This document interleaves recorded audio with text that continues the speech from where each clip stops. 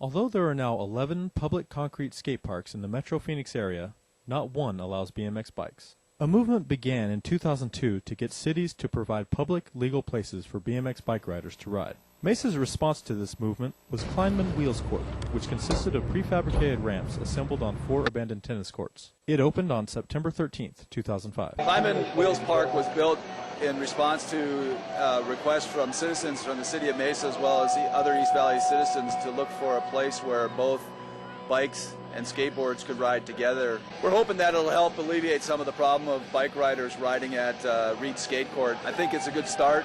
We do have a little bit more work to go to make it better for the bike riders. Kleinman Wheels Park was built to keep kids away from the cement park in Mesa because they're having a big issue with bikes trying to go in there all the time.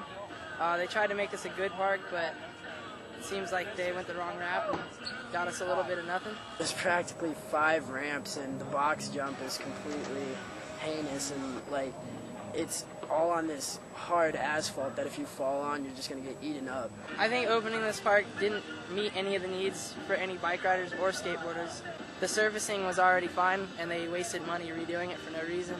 They never talked about that in any of the meetings. There was no point in doing it, so I don't really know why they spent probably $5 grand redoing the floor when they didn't need to.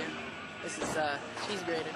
So, will Kleinman Wheels Court keep BMX riders out of concrete skate parks such as Reed Skate Court? I'm going to try and ride the cement parks every day if I can. I'm still going to ride the cement park. I've been chased out pretty much every time I've gone there.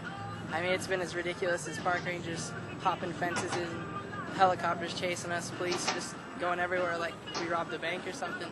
I mean, it seems like more kids get in trouble for riding bikes than people get in trouble for robbing banks. Mesa spent all this money on a cement park that's not even up to the par as the other city cement parks. And then they could have easily just let bikes in there and solved the problem, but they wasted however much, $20,000 on this place that no one's even going to go to. That was actually what we thought we could get done in a very quick time with the budget that we had. We were working with virtually no budget. This 5 ramps take care of thousands and thousands of riders. Not even close. Mesa tried to do a cheap, affordable fix for that big problem because there's way more kids that are going to start coming here and be very disappointed. But why would kids be very disappointed if both BMX bike riders and skateboarders advise Mesa on what should be built? The citizen group that we put together, they provide a lot of great input. They didn't use any of our input at all. They should take into account for what we say instead of just going another route. Like they heard us and heard us and heard us and then did what they wanted to do. Mesa spent $20,000 to build Kleinman Wheels Court, and $10,000 worth of equipment was donated by a local business as well. Compare this to Prescott, who opened their bike-friendly concrete skate park on November 12, 2005. The park was built because of the need in the Tri-City area. Bike riders getting hassled with Prescott Valley Park.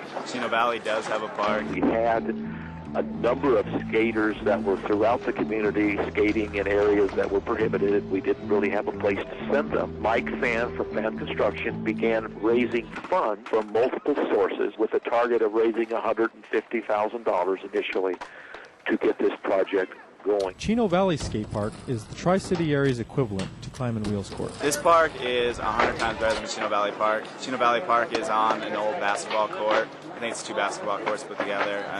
Just pre-manufactured ramps, nothing over 5 foot tall. Obviously wears away. They had problems after a couple months. I mean, once the weather hits it, it's done. The Chino Valley Park, I've ridden there like twice, and it sucks. The quarter pipes are like 4 foot wide, maybe 8 foot wide, and that's about it. It's too basic. Prescott decided that instead of building a separate park for bikes, they'd simply allow bikes in their new concrete skate park when it opened.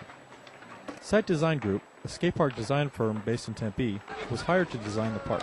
I spent a number of days researching the operation and maintenance of the park, specifically things such as the coexistence of those bicycles and skaters within the same park. And through my research, I learned that I could not find any valid or reasons that I could defend where they should be separated, and where they were not separated, they seem to coexist fine. So the decision was made to allow bikes and skaters in the same park. I have a lot of confidence that they'll get along just fine.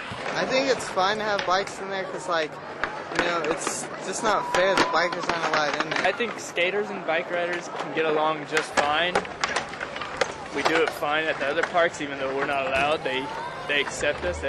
Most of them are my friends. Skateboarders and bike riders get along perfectly at the Prescott Valley Park. They have no problems there. Everybody should get along fine. So how do bike riders feel Prescott Parks and Recreation provided for their recreational needs? I think Prescott did a fine job. I don't think they really need to do anything else. They built the skate park that allows bikes. That's all we need.